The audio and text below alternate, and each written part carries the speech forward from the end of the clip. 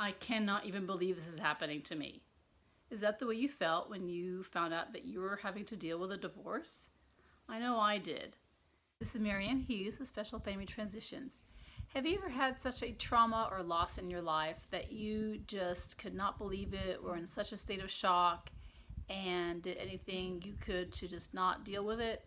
Well, that's actually what we go through in divorce as the first stage of the grief process. I recently did a video about the grief process and how in divorce and in all types of grief or any kind of loss, there are steps that we follow, different stages. And those are denial, anger, bargaining, depression, and then finally acceptance. And today I'd like to talk about the first stage, which is denial.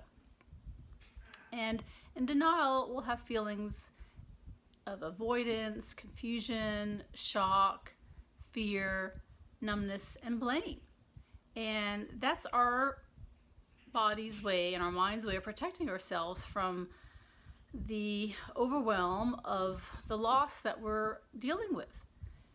A lot of times we don't expect, or even if we do plan for divorce, it's a huge change in our life, and it's going to take a while for us to accept that. And so the way we deal with that is through just denying that the reality is actually happening to us. We're in a state of shock.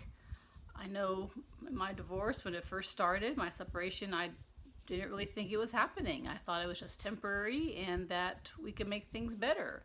Sometimes I might have blamed myself and thought about what I could have done differently, and sometimes I blamed the other party, and all kinds of thoughts went to my head and through my mind racing, such as what was going to happen to me and the children, and not knowing how we're going to make it, just not being able to deal with the situation, and not really understand what was happening. And that's, as I now understand it, is part of that process.